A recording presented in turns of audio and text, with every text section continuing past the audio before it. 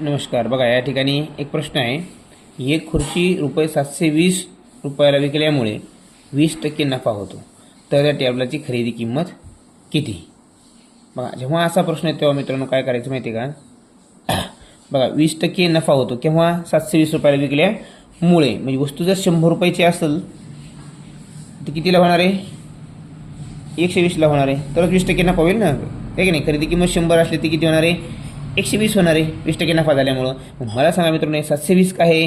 हे 720 म्हणजे 120 येतं, कारण 20% नफा कधी होतो? 720ला विकल्यामुळे. मग 120 बरोबर 720. मग काय लिहायचं मित्रांनो? बघा 120 बरोबर 720. 100 बरोबर किती? म्हणजे 100 म्हणजे मूळ किंमत असते, मूळ किंमत म्हणजे खरेदी किंमत.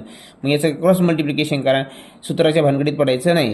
याच्यामध्ये खूप सारे गणित आहेत मित्रांनो, ते आपण सूत्र न वापरता देखील अगदी कमी वेळामध्ये सोडवू शकतो. बघा 100 गुणिले 720 भागिले 120 बरोबर. आता या ठिकाणी काय आहे? 12 × 12 आणि 12 × 72. हे शून्य कटले बरोबर. राहिलं काय मित्रांनो इथं? 100 गुणिले 6. 100 गुणिले 6 बरोबर 600 रुपये.